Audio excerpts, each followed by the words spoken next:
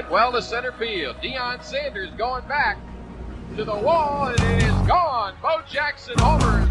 It's over, and the Cubs have finally won it all. Sean Taylor will glide to the end zone. Let's go!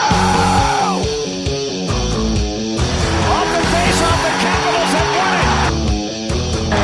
81-point game, 55 in the second half. Ladies and gentlemen, you have witnessed the second greatest scoring performance in NBA history. All right, it's episode 6 of the FBAS podcast. That is Facebook All Sports Podcast. Here, as usual, with Dan and Jesse. What's up, guys? Hey. Hey, how we doing, folks? I guess episode 6 means that this would be the Return of the Jedi episode, or the best of the Star Wars episodes. Are we back on this again? You were outvoted on FBAS. Yeah, it doesn't matter. Empire's the better movie, and just live with it. I don't think I'm ever gonna, take that one. I think for me, it's always gonna be Jedi. You also lost the sports movie vote to Jesse. He's winning that now. Okay, look, I didn't lose that. I'm just behind right now. You are behind. So your movie swag credentials here are going down. I got to admit. Well, I think that my picks, I'm very comfortable with them. Loving first place. And I would be remiss if I did not mention that our show, the FBAS podcast that you are listening to right now, aired twice today. It's actually going to air again at 9 p.m., but it aired at 1 p.m. already. So pretty cool to already be up on the RTF Sports Network, giving us some, 2 play times today. Yeah, it's very cool for them to already be giving us that opportunity. I'm very excited to see what the listeners and what the other podcasters feel about our product and our community. Yeah, I mean, again, like I said last time, it's very humbling. I'm very thankful to have the opportunity and to get 2 play slots. And, just this time is really cool. And, we're very, very thankful. So, again, let's keep it going. And also, they are having a contest for 3 free months of ESPN Plus so that everybody can watch The Last Dance with Michael Jordan. We went into depth on it last episode, so if you don't know what that is or you don't know what we're talking about, stop right now. Go back, listen to the last episode, then come back to this one. But they are giving away 3 free months. Just go into the website, sign up, it's free, and they're not going to spam you. They're just going to do a drawing in April so you can watch the entire series. Yeah, I mean, that's a deal. 3 free months, hop up on that, folks. Can't miss that. That's a deal. Yeah, ESPN Plus is such an amazing package in itself. I mean, once you get those first 3 months for free, you're going to want to go ahead and start purchasing the remainder because the archives of ESPN 30 for 30s and documentaries that they have are just fantastic. All right, so this is going to be a really cool episode. We've been building up to this one. There's 2 episodes really left before the NFL draft. So next week we're going to be doing our mock draft in preparation for that. But this episode we're actually going to be talking prospects. Dan is our prospect guru. He is the Mel Kiper or Todd McShay of FBAS. Basically, he came up with a list of the top 150 prospects and the deep dive research that he's done and given us an opportunity to ask him some questions about these prospects. And yeah, I'm excited to hear what you got to say, Dan.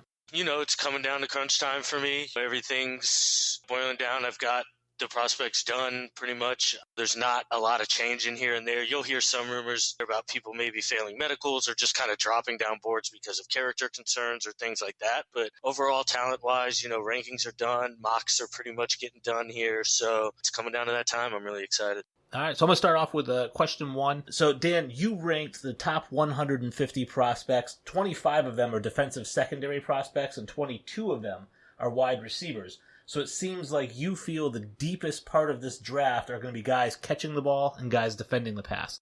Yeah, 100%, most definitely. I mean, it's just an insanely talented group at both of those positions. It goes very deep. Honestly, I expect 6, 7, maybe even 8 first-round wide receivers in this draft. It would not surprise me, and honestly, it wouldn't surprise me if there were 6, 7 corners drafted in the first round also. I mean, the talent is crazy. It's loaded. These guys are fast. They're long. They're physical. It's a really, really, really talented. Would you say the receivers, or just kind of a follow-up question before Jesse gets to number 2, would you say the receivers or the defensive backs are deeper? Definitely the receivers. The receivers go way, way, way deep. I think I sent you guys 25, and that's really just kind of, it ends at the 5th round at that point. I still have another list of 15 guys, but I mean, realistically, I didn't want to send that much information to you at once, but I mean, it's so deep. The wide receivers class is insane this year. It's nothing like we've ever seen. Yeah, I think of those two positions, to me at least, one of those positions is top heavy and the other is not. I'll let you get into that after we get into those questions. But my second question for you, and actually Wayne and I's second question for you is, you got a lot of high grades on receivers. Early guys we've heard a lot about, Ruggs, and then you've got other guys closer to the top 10. I want to ask you specifically about Brandon Ayuk, and please let me know if I'm butchering that name. Laviska Shenault. Those are two guys that we haven't heard you touch upon within your top 10, but you've spoken about a bunch of other guys. So can you let us know a bit more about those two guys, please? Yeah, definitely. Brandon Ayuk is, I believe, how the name's pronounced. That's, kind of what I'm going to go with. That's how I've heard or seen it. Really talented guy, JUCO transfer into Arizona State. Extremely, extremely long guy. He's really, really kind of still raw, but the overall talent's just booming. He attacks the ball like really aggressively in the air. He's extremely good at high pointing the football. And overall, I just love his talent and where it can go in this day age of the NFL. Laviska Shenault is a different character, in my opinion. The guy is not really a wide receiver. He's an all-around player. He played a lot of running back. He played a lot of quarterback. He played a lot of slot, inside, outside. He did a lot of things at Colorado and got a ton of usage. And, I mean, he's just a total athlete. He's super strong. His agility and speed is very, very good. The issue with him is he's ton of injuries. The guy's just been hurt every year. He had a bad toe his junior year and a torn labrum in his shoulder that he played through. And now this year he's got a bad hip and had to have surgery too after the combine. Just a lot of things that knock him down. And any player with a medical red flag, I'm going to really lower on my board this year, just because teams don't have time to vet them personally and actually get their team doctors to look at them. So any guy that's got a medical concern, I'm probably going to lower on my board. So that's why I've got Laviska pretty low. I mean, I've got him at 9, which I think is kind of low for a lot of rankings, but his injuries scare the bejeebies out of me. Are both these guys going in the first 50 picks, Dan? Yeah, I think so. I think Brandon Ayuk sneaks into the first round. It wouldn't surprise me if a team like Green Bay jumps on Brandon Ayuk. A team like Minnesota would jump all over Brandon Ayuk, I think. They would really like him. And then Laviska Shenault's going to go in the top 50. He just has way too much talent not to. It's just, I don't know what team's going to eventually take the risk on him, but at the top of the second round right there, I think somebody's going to take the risk. I mean, if he was healthy and had no injury concerns, he'd be a top 15 lock. So, I mean, it's really tough. He's a tough prospect to grade. Now, if Shenault was completely healthy, where would you rank him among, like, Lamb and Judy? Like, where does he fall in that group? If he's completely healthy, not an injury at all, he's ahead of Ruggs, in my opinion, or right there in that Ruggs tier. It's Jerry Jeudy, CeeDee Lamb in a tier of their own. Then it would be Ruggs, Shenault, or Shenault Ruggs, however you want to put them, in one tier. And then Ayuk, Mims, Jefferson in another tier for me. As it is now, he's, like I said, he's lower. He's behind all those guys because of that. But pure talent-wise, he's incredibly good. Chenault's like an offensive jackknife. Yeah, he really is. He can be used in so many ways. I mean, he can be a running back. He can be a receiver. He can take snaps out of the Wildcat if you want to run that kind of gimmicky offense. He can play in the slot. He can play outside. He can do a whole lot of things really well. Another Colorado guy like Cordell Stewart. Yeah, just way more physical. There's a play that a teammate points out. It's 4th and 1. They're down. There's like a minute left, and he straight meets this linebacker in the hole and runs him smack over. Laviska Shenault does, runs him smack over and gets the first down. And it's like that's what he brings to the table. Like he's a big boy. He's a 220-pound thick wide receiver. He's going to bring the noise. If wide receiver is the deepest position, it seems like tight end would be the most shallow position, as he's only had 7 players listed for the tight end position. And I'm curious if that's because tight end traditionally has the worst transition from college to pros, with guys like Kelsey going in the 3rd round, Delaney Walker 6th, Jack Doyle undrafted, and then your first round picks are guys like Ebron, O.J. Howard, Jermaine Gresham. So it seems like it's the hardest position that really transitions from college to the pros. Definitely. And also this year, there's just not a lot of the athletic guys you would expect to see. Outside of Albert Owekubam, there weren't many guys that really kind of tested off the charts that kind of blew up and you were crazy excited about. Tight end's also a position that I've seen recently in recent years that guys will go that I just didn't scout well enough apparently, or wasn't keen on enough, that guys will go much higher than I thought they were going to go. So tight end's been a real tough position for me to scout personally. So I try to just take my time into scouting top guys that I know are going to get drafted and see where they go, because that's traditionally been a tough position for me to pick and lay out. But this class especially, like Jared Pinkney was the top 3 tight end probably, and now he's completely off my board. I mean, he's going to get picked, but he's just a prospect that his athletic testing was just atrocious. So, I mean, it's a difficult position to evaluate, in my opinion. Yeah, Dan, when you're evaluating those tight ends, you're used to seeing schools such as Notre Dame, Missouri, and Purdue produce pretty good tight ends on a consistent basis. Where is this guy, Dayton Adam Troutman, and who does he compare to in the next level? Adam Troutman honestly probably compares to Austin Hooper. If I was to pick a player that he kind of resembles in his game, I think is going to resemble. He's a guy who came in and kind of shocked everybody at his combine and pro day in general. He moved really well at the pro day, performed extremely well. And then his combine, he came in and ran a 4.8, had a sub-7 3-cone, which is really impressive, had a really impressive broad jump. He just kind of showed out at the combine, and compare with that with the Senior Bowl, and he just had a really good offseason. And I just think a team's going to he's got a tight end body. A lot of these other guys are kind of smaller. They're like kind of hybrid wide receiver tight ends. This kid's 6'5", 255, built like a tight end, doesn't mind blocking, but also can get out there and move and be an actual receiving threat. He looks smooth in routes. So I'm a big Adam Troutman fan. Now, you said you wouldn't ever take a running back in the first round. That's kind of your personal policy. You said not even a guy like Zeke or Barkley or Jacobs.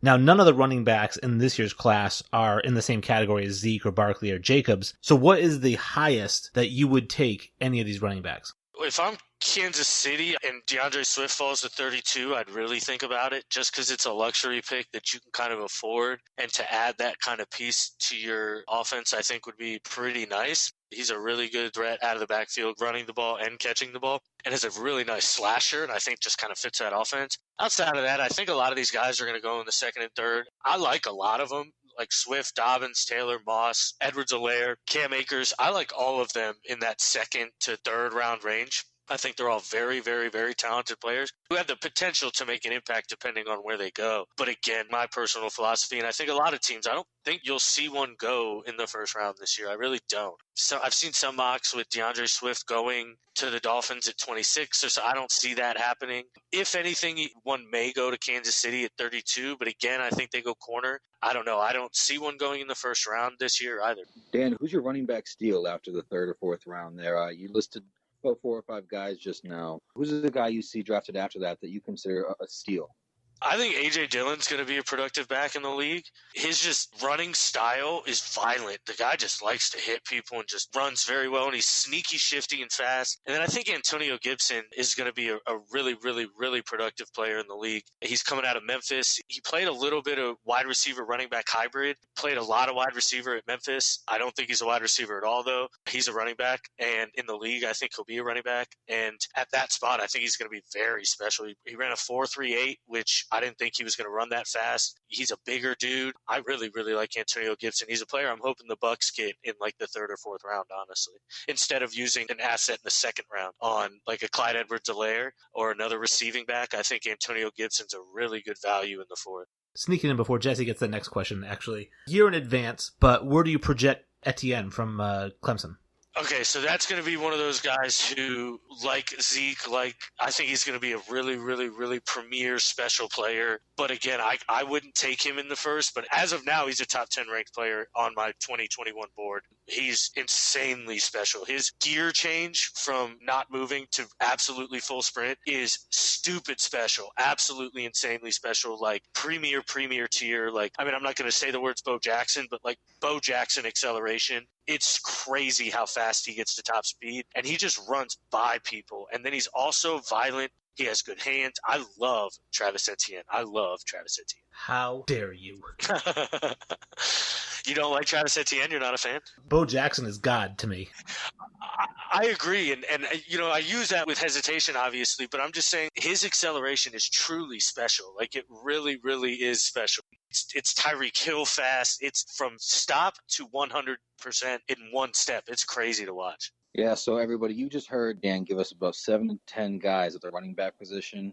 I know our existing fans, our potential new fans are very into fantasy, so that's a key position there. It's very awesome that you actually led me into this word here, Dan, because you used the word love quite a few times. Tell me about your love affair with Jordan Love. What do you like about this guy? I just think the ceiling is untapped. I think the ceiling could be the highest in the draft class, to be honest. His arm talent is so special. He can make the throw from any angle. He can make every throw on the field. He can get out of the pocket and make the throws.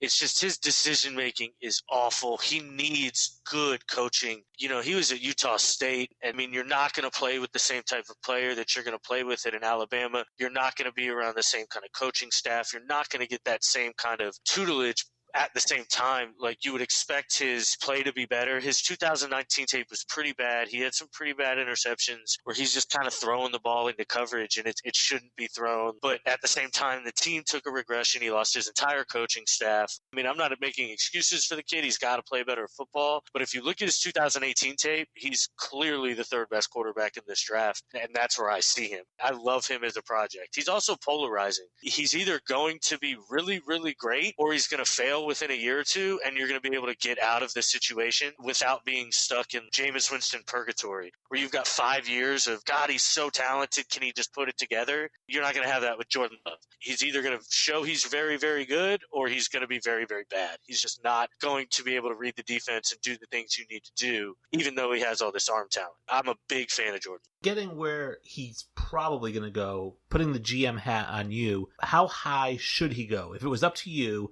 what is the absolute highest that he would go? Well, this is difficult because I'm kind of playing like a little game with other GMs because I don't know how his stock is around the league, but I think I'd like to know that a lot of teams aren't that high on him. So I think I could get him in the mid-teens. If I was Miami and I miss out on Tua, I would personally rather take Love at 18 than Justin Herbert at 5. I guess kind of like 18 to 23, that, like, you know, New England and New Orleans have those picks that I think they'll want to move down from. If I was a GM, I think I'd take my first round pick, and then I think I'd try to move up for one of those picks and take him around there. Now, by all accounts, Jordan Love does seem like somewhat of a project quarterback. You said yourself he's going to need time to develop. So my question would be, if Lamar Jackson doesn't win the MVP in 2019, are we still talking about Jordan Love in the first round? Yes. What Jordan Love does isn't what he does well with his legs. Jordan Love has special arm talent. I mean, at the beginning of the draft process, a lot of people were throwing around the Patrick Mahomes name, and it's not because that's who they think he's going to be. It's because he can make those same kind of weird off-angle sidearm throws, and they're somehow kind of like pinpoint accurate. He has the ability to make those throws. He just hasn't shown he can make them every throw and make the right decision every throw. If he turns that corner and gets the right coaching and is able to make the right decisions on every play with the arm talent he has, I think he's going to be very, very special. But I don't think his legs are what drives him. I do think Jalen Hurts, if you want to bring up that name, I think he's benefiting greatly from the Lamar Jackson hype. I wasn't on the Lamar Jackson train, I'll admit that. I didn't think he was going to succeed. I still actually don't think he's going to succeed. But, I mean, Jalen Hurts is far and away worse than Lamar Jackson ever was. So I don't see any way Jalen Hurts succeeds in the NFL. Well, that's a perfect lead into my next question, because I was going to ask why Jalen Hurts isn't getting more love, because by all accounts, he's played in 2 really tough conferences, great record, good stats, and seems to be a guy that has a high football IQ, character, leadership guy. So why is he being projected so low? That's a perfect lead. His accuracy is atrocious. When put in a situation where he has all Americans around him and he can run the play action and kind of diagnose the defense, you know, very vanilla, he looks great. He really does. You throw him in Oklahoma and let him run that spread, and I mean, God, it's built for him. But if you put him under center and make him want a pro-style offense and blitzes coming from weak sides that he doesn't see and things like that, I don't see him being able to diagnose that and make a accurate throw under fire. I don't see that coming from him. I haven't seen that his entire college career. And so that's my issue with him. I just don't see him being able to translate what he does in the college game into the NFL. Once he gets past his first and second read, it's run the football. It's not find my help. And that doesn't work in the NFL. It just doesn't. In my opinion, the most disrespectful thing that a quarterback can be called is a game manager. And Jake Fromm is a awful game manager. And I'm an Alabama fan. I saw Jalen Hurts up close. I thought this guy performed at a great level. You know, you talk about needing to be surrounded by great talent. That's what the NFL is, baby. So to me, having Jake Fromm ranked higher than Jalen Hurts is disrespectful. I think Jake Fromm is trash. And if I had 32 seventh-round picks, I would not take him with any of those. I mean, I guess that's kind of how I feel about Jalen Hurts. I'd rather take the guy who I've seen make every throw on the football field from under center while facing pressure, diagnosing defenses, hitting his third read, calling audibles, beating out 2 number 1 ranked recruits in the entire nation, making Justin Fields transfer to Ohio State because he couldn't beat out Jake Fromm. Meanwhile, Jalen Hurts has to transfer out of Alabama because he can't beat out Tua. I mean, those things matter to me personally. I agree Jake Fromm is not the most talented quarterback. I don't think he's going to start a ton of games in the league. I think he's going to be a very, very, very capable backup. I think he's going to have an easy 6 to 8 year, maybe even 10-year career as a backup quarterback in this league. He is a film and study guru. The guy will be the first person in the building, the last person out of the building. He's going to help his team any way he can to win. That, I think, is just more important than overall athletic ability to me. So you're just saying that I'm biased? Yes, 100%. You have Alabama bleeding through you, so I understand it completely. Roll Tide, baby. So we're going to stick with quarterbacks, and we're actually going to trickle back to the guy that we spent a couple of questions on. Ryan Leith, a buddy of ours, FBAS, did a mock draft. And he posted that not too long ago. And he gave Wayne and I's New England Patriots Jordan Love. Wayne and I both hated that pick. What do you think is the likelihood that that's actually taking quarterback in the first round or any round of the draft? As of now, it doesn't look too likely. They seem pretty set on Stidham, and, we've discussed this ad nauseum on here. Personally, I love Stidham. I know Wayne loves Stidham. I was a big, big, big fan of him coming into last year's draft, and I think he has all the tools and the mental abilities to succeed in this league. So I don't really see them trying to press the action for a quarterback when you don't have a second-round pick. Just kind of doesn't make sense to me, especially a Jordan Love. Justin Herbert falls to them at 23, I really do think they may have to think about it. I mean, that kind of arm talent at 23, I think they'd be foolish not to at least consider it. Jordan Love, however, though, like I said, is a project. I mean, if you're going to bring him in, it's with the intention of sitting him for a solid year or two and not letting him touch a football on the field and kind of just learn. And they don't really have a guy on their team who's going to teach him and be able to mentor him. I mean, they need to teach Jarrett Stidham and mentor Jarrett Stidham and groom Jarrett Stidham. So I didn't love the Jordan Love pick there, and I don't really see them. They may take a late round flyer on a guy like maybe a Nate Stanley that kind of seems to fit their MO of players like hard-nosed, tough guys. Again, guys who are going to make good decisions and things like that. I don't know if they're going to take one early. I don't see it happening. So Ezra Cleveland's your number 7 ranked offensive tackle. I'm curious. I've seen him in mock drafts going as high as in the 20s and as low as in the 70s. I'm curious why he's such a polarizing prospect. Honestly, I'm not sure. I would think that maybe a level of competition has something to do with it. I mean, his athletic profile would fit more towards the higher end of that range. He had a sub 540, 30 bench press reps. He had a 30-inch vertical. He had a 7.2 3-cone, which isn't like elite, but that's incredibly good. The only issue with him, too, is you like to see your tackles. There's kind of like these threshold numbers for a lot of prospects. 34-inch arms is kind of what you want to see from your tackles. He's got 33 and 3/8-inch arms, which I know doesn't sound like a whole lot, but for some reason it matters to a lot of these GMs. Like, if you don't hit this threshold, they won't even have you on your board. So that could be it. But for the most part, I have him as a really high prospect. I love him. I think he's a really versatile guy. I think he can start at right tackle and then move to left tackle if that's kind of what you need. I wouldn't expect him to get past the Bears at 50. I think would jump all over him. The Jets at 48, if they don't get a tackle in the first round, I think would jump all over him. The Bucks at 45, if they miss out on the tackle run, I think would jump all over him. So there's a lot of tackle-needy teams in the second round that I think would really pounce on Ezra Cleveland. I don't expect him to get past 50. He's a top 50 prospect for me, so I'm a big fan. I feel like every year at draft time, the tackles get all the love and the interior offensive linemen get none of the love. And obviously to establish the run, you're going to need good, agile, strong interior offensive linemen. And I'm curious, if we look back on this draft in 10 or 15 years, who's the guy, guard or center, that we're going to say, how is this guy not a first-round pick?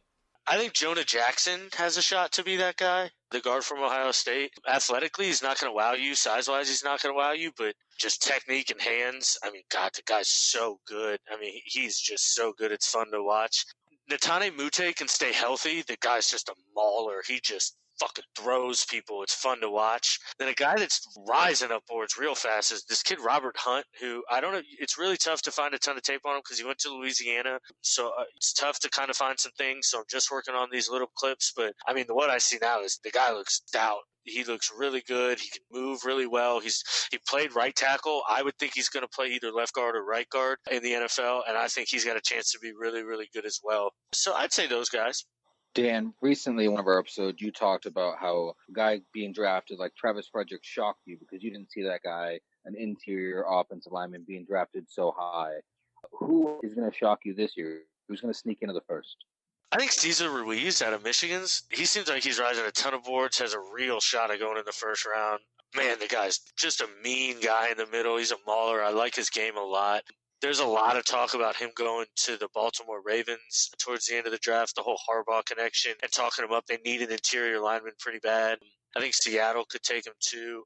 Yeah, Cesar Ruiz, I think, has a really good shot at going in the first, and it wouldn't shock me at all because the guy's super talented. 17 of the top 150 prospects you have there are edge rushers, so it's a pretty deep class, but it seems like there's a big drop-off after Chase Young. So I'm curious, who are the 3 or 4 guys that are going to be bunched together when there's a little bit of a run on those guys? I honestly don't think any of them are going to kind of be bunched together, honestly. I mean, the guys that I think are kind of in this group of the next level, I mean, you've got Chase Young, and then you've got K'Lavon Chaisson, and I think they're kind of on their own tiers. Chase Young, a clear mile ahead of everybody else, but then I think K'Lavon Chaisson is on his own tier also. The guy's just an athletic freak of nature and is just a really kind of ball of clay that I think a team's going to fall in love with and mold into something. Beyond that, it's really rough. Yetur Gross-Matos has a chance to be really good, but I don't know. He's got a lot of off-the-field stuff. The group, I think, like in the later second-round area, the Julian Aquara, Terrell Lewis, and Josh Uche. I'm in love with all 3 of them. I think they're all 3 really good values in the second round, maybe even later. Julian Aquara is a kid at Notre Dame, played a ton of off-ball linebacker because of the teams they play kind of dictate that they're going to run the football. And so Julian Aquara can't just kind of put his hand in the ground or just straight rush the passer. But when he did rush the passer, he had a win percentage rate that was in the top 90% or the top 10% of defensive ends. Terrell Lewis is a guy who Jesse will know from Alabama, just a real long athletic freak, really kind of powerful. He's got the injury bug and he's never been able to put it all together, but somebody's going to fall in love with his length and strength combination and just the kind of athlete he is. And then Uche also, I love him coming out of Michigan. He's a hybrid between a pass rusher and an off-ball linebacker, and I just think he's really going to fit in the kind of modern game where you're moving these guys all around. So that would probably be like 3rd or 4th tier group, but they're going to all group together in the second round, I think is when they'll go. Now, some of the interior defensive linemen, I know there's some guys who are interior defensive linemen that they're just run stoppers, and there are other guys that they're the interior pass rushers. Outside of Kinlaw and Brown, who are some other guys that dominate both areas? Neville Gallimore is a freak of nature. I'm super late to him. I've got him ranked 5th now in my interior defensive lineman. He may be ahead of Ross Blacklock when I get done. That's one of the moves that I made because I got super late to him. I kind of evaluated him and then was like, all right, he's a really good player. Let's move on. And then you kind of go back and you kind of touch up on some guys. And I went back and was watching other tape of Oklahoma and he just jumped off the board again to me. And I was like, good God, he's a hybrid. He's a nose tackle who's just going to be violent stopping the run, but he is also going to rush the passer like with ferocity. I'm a big fan of him. Another guy I like a whole lot is Ross Blacklock, who I talked about, who I'd probably bump down. I don't think he's a good run stopper. I don't think he really does both, but he shoots the gap like no other. Like, it's aggressive. He's a really, really, really talented player. And then a guy, James Lynch, coming out of Baylor. He doesn't get a ton of talk, but I think he's a guy who does absolutely everything well. That's what you mentioned you wanted me to talk about. He's a guy who I think will play the run with reckless abandon. That's going to be his first key, but he also has the ability to rush the passer. He's extremely strong with his hands. He can play either 3-4 end or 4-3 defensive tackle, in my opinion. I think he may be best as a 3-4 end, but, man, I'm a big, big, big James Lynch fan, actually. I know in previous episodes we talked about the problem with Swiss Army knife defenders, is they tend to be a jack of all trades but a master of none. Isaiah Simmons, if I'm not mistaken, he seems to be a master of all trades.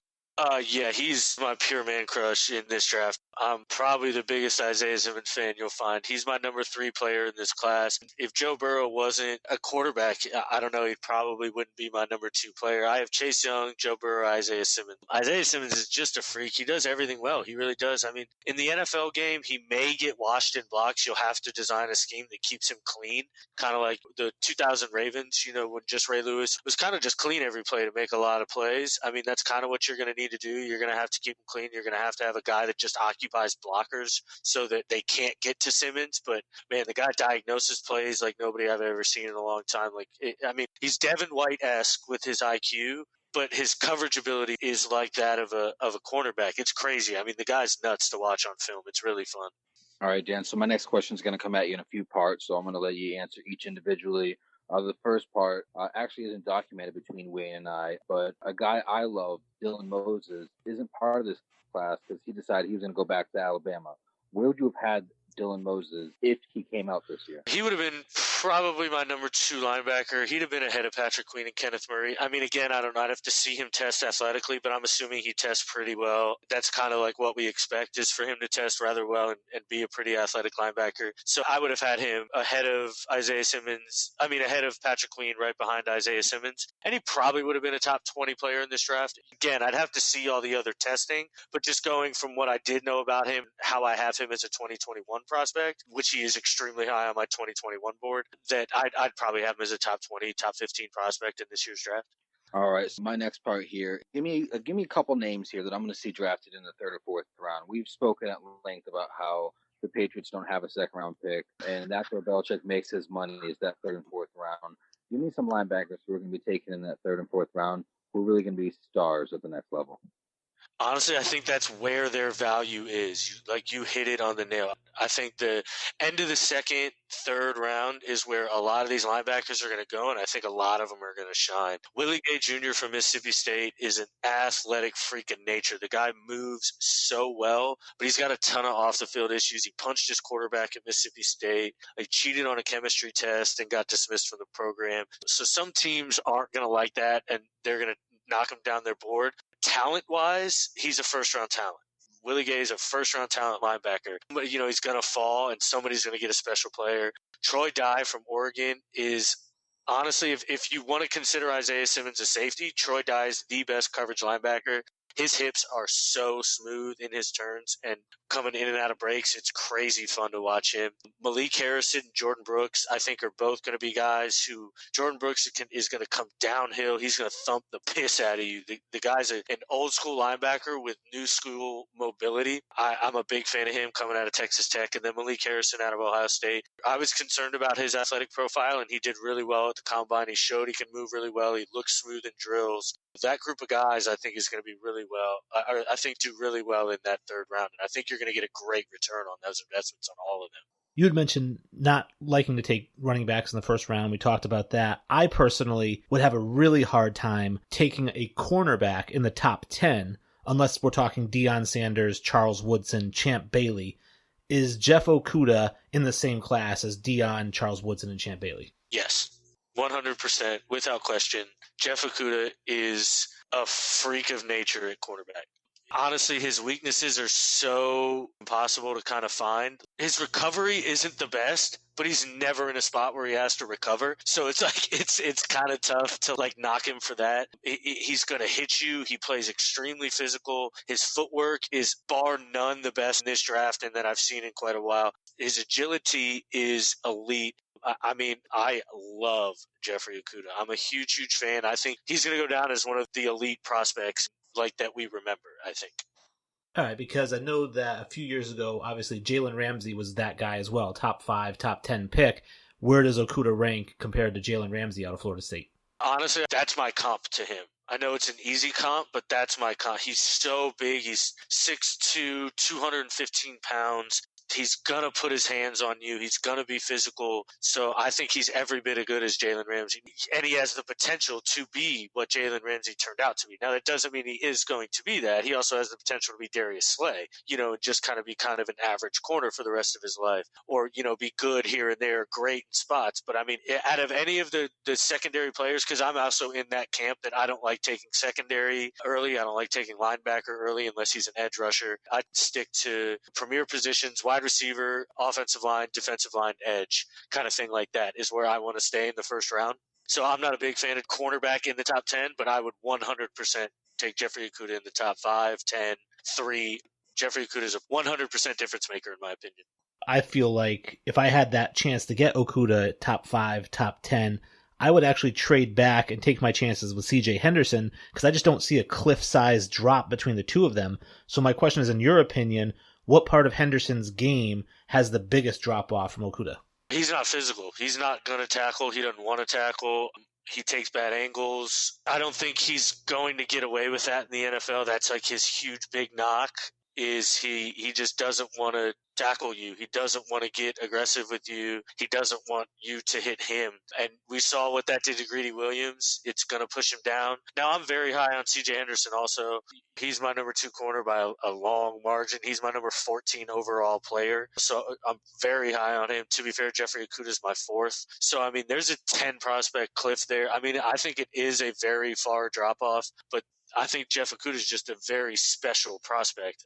I don't think I'd trade back and risk taking CJ Henderson, but I mean, if I'm Detroit, I don't take a corner anyway because I don't believe in that philosophy. They need a right tackle. Why not take one of these premier right tackles at 3 or at 5 or 6, wherever you trade down? So that would personally be my opinion, but it seems like they're pretty locked in on taking Okudah, and I don't think it's a bad pick in any way because of the player and prospect he is. Now, squeezing in another one real quick. So I know he's not a great tackler, but if he's good at coverage, I guess my question would be, I think if we did a poll and we said who's the best corner in the history of football, I think it would be unanimous, Deion Sanders, right? And yet he might have been one of the worst tacklers I've ever seen. Yeah, but it's a different game now. I mean, your cornerbacks are left on, and I know Deion was left on an island too, but they're throwing these screens to these guys, and they're putting these corners in more vulnerable spots. And I think you just kind of have to be able to tackle. I do agree, but I mean, you're going to get a lot of smoke that Rod Woodson was the best corner, and he was a tackling machine and played physical as hell. So I think it kind of all depends. I do agree. I mean, I'm a huge CJ Henderson fan again. I love him. I think he's fantastic. Him and Christian Fulton are probably fighting it out for best zone coverage in the draft. Man coverage, he's up there with Okudah. I think Okudah's a pure 10, and CJ Henderson's probably an 8.5 or a 9, so it's not like he's behind him much. And then football IQ, he's right there too, and that's why I don't think his tackling is going to be a huge issue in the league because he's going to be put in a spot where he's not allowing a ton of catches. Honestly, that's kind of his game is a lot of just nobody throws the ball because you're not open. But again, I think that's the knock on him is he just can't tackle anybody. Yeah, cornerback to me is where I was hinting at earlier in the episode where there may be as much depth as receiver, but there's definitely a much further drop off from the top guys to, that second and third tier. Whereas receiver, you seem to have some depth there with, a lot of the first, second, and third tier guys all the way through. But I'm going to stay on the defensive side of the ball here. We've talked about in earlier episodes guys from specific SEC schools. I mean, we've talked about Xavier McKinney. We talked about Grant Delpit. Wayne and I both prefer Grant Delpit. This is a guy that comes from a school with great lineage of tacklers and players as a whole. Still in the league, they're playmakers. But most drafts have McKinney going first. Why is that? I have no clue, personally. I'm not a Xavier McKinney fan, really. I don't know. He doesn't do anything great to me, and so I don't really love that. His best is playing in the box, but he doesn't really tackle in space well. At the same time, he has the ability to cover tight ends, and you can play multiple coverage schemes with him on the field. So I think a lot of teams are going to fall in love with him. But honestly, realistically, I don't see any way he goes as early as a lot of mocks have him going.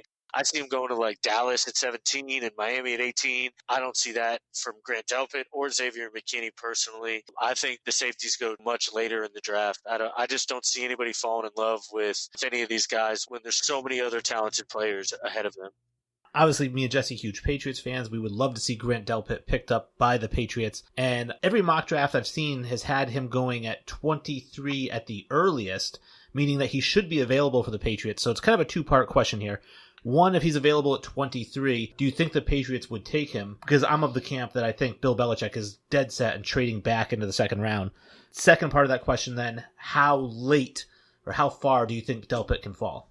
So to answer your first part, I actually am kind of with you. I think they're going to move back. It's just a spot in the draft that I think a team's going to want to move up, and they're in a spot that they like to move back. They want to move back. I don't think they're going to mind moving back, so I think it may happen. Delpit at 23, again, I don't personally see. I think if you're stuck there, I think you go one of those defensive linemen. Again, I think Neville Gallimore would fit your scheme really well. I think Ross Blacklock would fit your scheme really well. I think one of the linebackers, Kenneth Murray's a guy who blitzes really well, but also plays that coverage linebacker very well too. I think he'd be a useful piece for you guys if you stayed at 23. And then if you move back, again, it's kind of going to be preference at that point. You know, who these guys really like. I'm very, very, very high on Jeremy Chin, and I honestly think he fits your scheme a little better. I know he's not Devin McCourty, but I think he is. This is a ways away, but this is, you know, he's got the Rodney Harrison kind of feel to me. He's going to be able to play in the box, but he's going to be able to cover. I think he's a better Xavier McKinney, if I'm being honest. So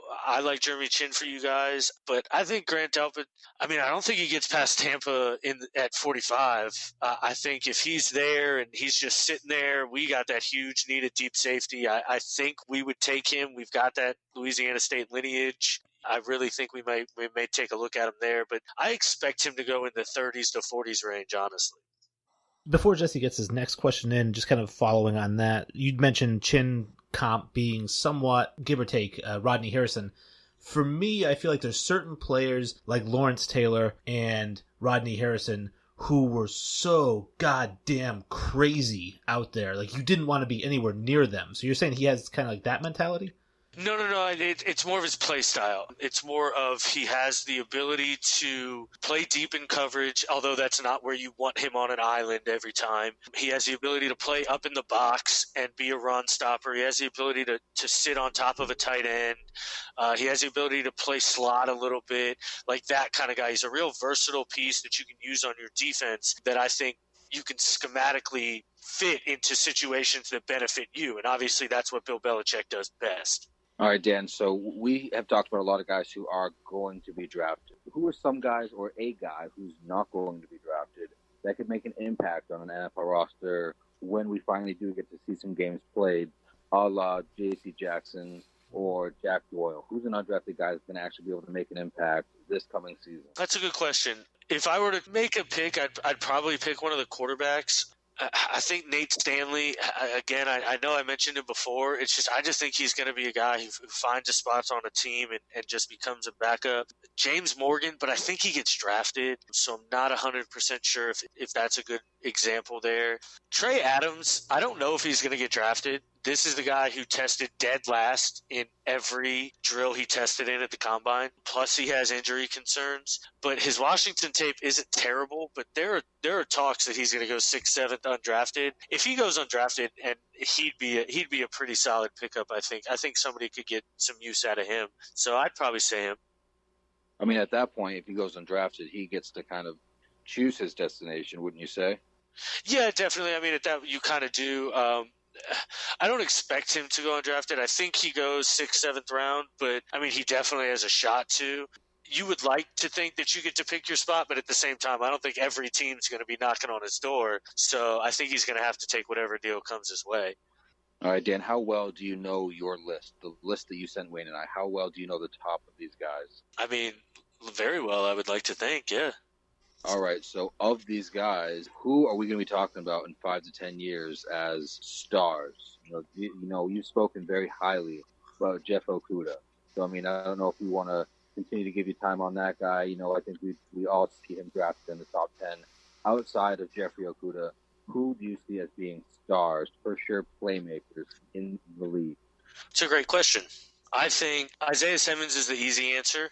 I think a lot's going to depend on his schematic usage, but I think he's just got star written all over him. He's just an athletic freak of nature, and I think he's really, really, really going to be an amazing player. I'm extremely high on Josh Jones. I think Josh Jones has everything you look for in a pure left tackle. I'm extremely high on him.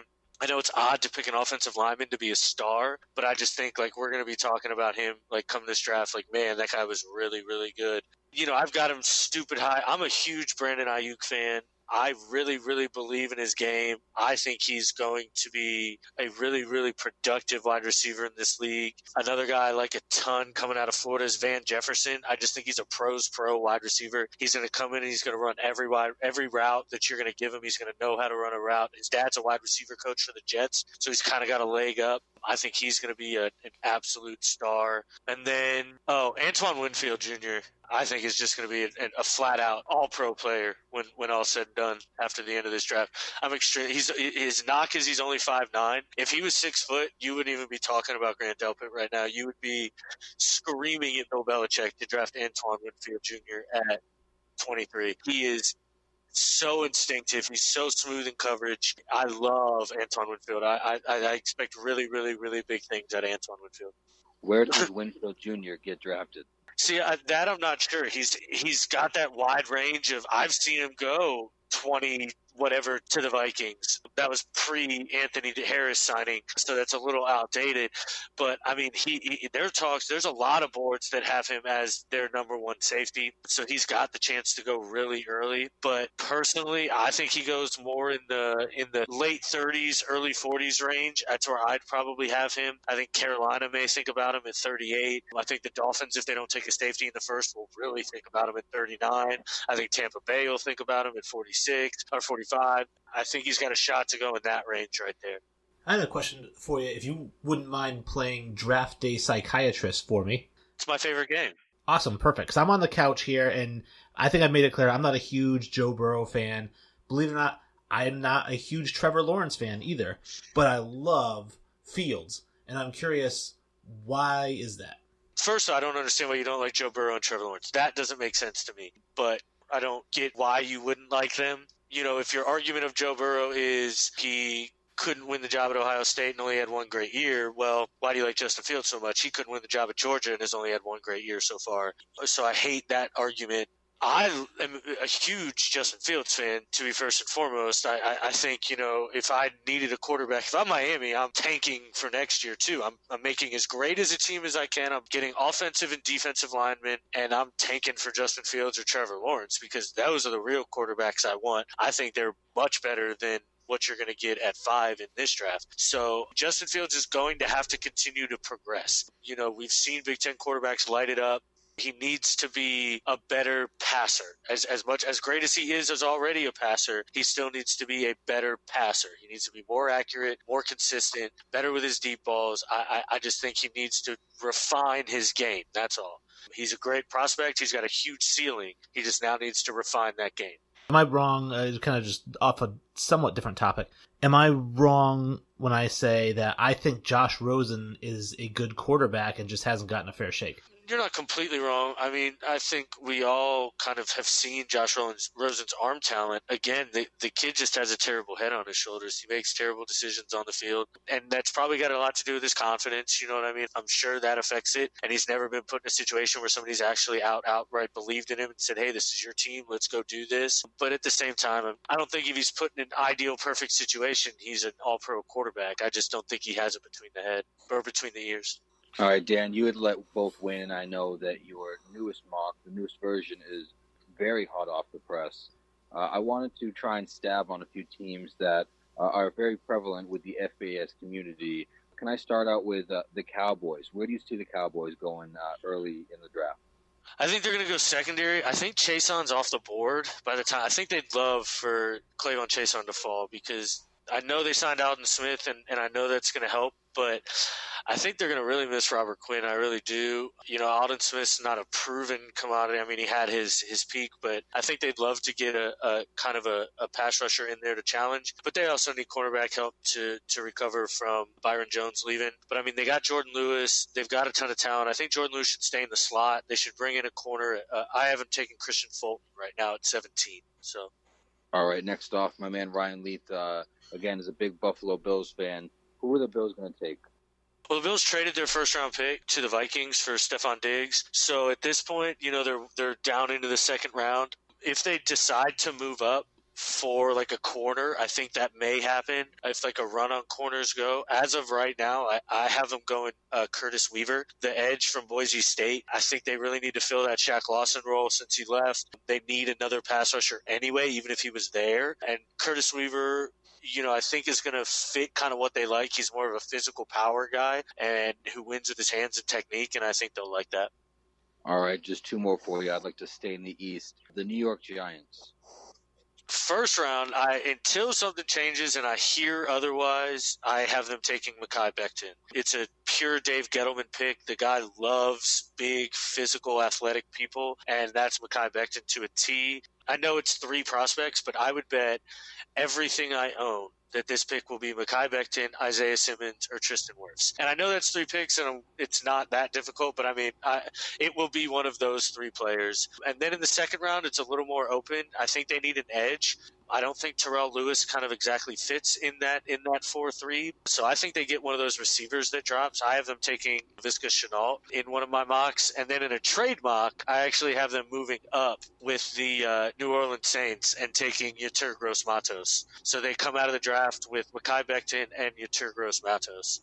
I'd like to just ask 2 more, actually. The Denver Broncos. The Denver Broncos, in my straight-up no-trade mock, I don't have Henry Ruggs falling to them. So they actually go cornerback C.J. Henderson there at that point. In the trade mock, I don't have Henry Ruggs falling either. So I have them actually moving out of the pick because there is not a wide receiver they like. So I have them moving back with Jacksonville, who picks at pick 20. I have them moving up to pick 15. And taking K'Lavon Chaisson because they're going to need an edge rusher to take over for Yannick Ngakoue. And so I have the Broncos moving back, acquiring a pick, and then taking Justin Jefferson, who I think would be the perfect complement to Courtland Sutton in the slot if they don't get Henry Ruggs. All right, thank you so much. And lastly, I think a few of our strong members, our core members in FBS are Washington Redskins fans. We know who they should take at number 2. Who else could they possibly take, and who do you see them taking in the second round? They don't have a second-round pick. They traded it to to Indianapolis. Okay, that'd be a sick trade, Dan. Yeah, no. They traded it to Indianapolis, so they don't have a second-rounder. I do think they end up moving Trent Williams for a second-rounder, though. In my trade mock, I have that happening. I have Cleveland Browns actually moving their pick 41 for Trent Williams. And so I have them taking Chase Young, obviously, in the first round. And then in the second round, I have them going corner, Jalen Johnson. I'm not sure if he's going to be there, but just in general, I think this will be a secondary pick. I think Jalen Johnson would be a great pick. I think at one of the safeties, maybe if Antoine Winfield's there, which again, I don't think he will be, but if he's there at 41, I think that would be a perfect fit with Collins there in their defensive backfield. But I expect a secondary player at that point. They need cornerback help and secondary help really bad. And Jalen Johnson fits their scheme to an absolute T. So I think that'd be a great pick. Correct me if I'm wrong, which you have a couple times here so far. You didn't mention Chase Young as part of your stars in the future, did you? Didn't. I just thought that was kind of obvious. I think he's definitely going to be a star in this draft. I didn't say it because I didn't want to just regurgitate kind of information everybody's already heard. But, I mean, the guy's as good as it gets. I mean, he's one of the best prospects I've ever kind of evaluated from a pure rushing standpoint. If you keep him in a 3-4, or if you put him in a 3-4, he's going to be a liability in coverage sometimes. And he does play with his pads a little high. So I'd probably keep him in a 3-4 or 4-3 and make him put his hand down. But, I mean, his pass rushing moves, his actual hand strength he manhandles boys that are just bigger than him. And it's because they're so thrown. His snap recognition coupled with his speed throw you off to make you worry so much about that speed rush that then he plants his foot and comes and squares you up and just throws you off balance. He's really fun to watch. I mean, I think him and Montez Sweat are going to be a lethal pass rush in Washington. Been another great episode. I really appreciate Dan. I think anybody listening right now, if you have not already canceled your ESPN Insider, because fuck Todd Boucher and fuck Mel Kiper, because I'm going to tell you right now, you're wasting your money when you can get all the insight right here. Dan knows more than they do. Don't even listen to their crap. This is where you come to get the good stuff. Well, thank you. I really appreciate that. I wish I had their inside connects because I actually do think I'm able to break down prospects better than they are. But, man, those inside connects would be nice to have. But, yeah, I really appreciate it. This is, I've said it 1,000 times. This is my Christmas. I love doing this. So diving into this and getting to, sit over this tape and just watch these guys is a lot of fun to me. I wish you had Mel Kiper's hair. He wishes he had my hair. One more time, I'm just going to say, visit RTF Sports Network. Not only are you going to get a chance to hear us as part of their playlist, but you're going to get a chance to enter and get 3 months of ESPN Plus for free. Don't pay for it. Watch The Last Dance. You don't have to illegally stream it and get a VPN. You don't have to go over your buddy's house who smells bad and you don't want to go over there anyways. Enter, win it. You're going to get a great, great prize. So definitely do that and listen to RTF Sports Network. Listen to all the shows. They're all great, but definitely listen to ours. And feel free to visit the Facebook All Sports page on Facebook and ask for an invite. We'll shoot you an invite. Join the group. It's a great group, and give us a rating and let us know how we're doing. Yeah, thank you so much, guys. Again, Dan, I'd like to thank you for the insight you shared, and Wayne for the hard work you put in editing this product and making it come out so awesome. And thank you to all the fans who continue to listen. We love doing this so much. Yeah, definitely. RTF Sports, get on there, sign up, get that ESPN Plus, listen to our podcast, listen to all the other podcasts that are on there, listen to them. There's a ton of great information on there. Again, join FBAS. I can't say this enough. It's a great community. Send us an invite. We'll accept. I promise. It's a great community. We thank you so much for the listen, and rate and review, and we'll see you next week. Oh, Kenny, here you are. What's going on, bud? What time is it? It's over! It's over, ladies and gentlemen!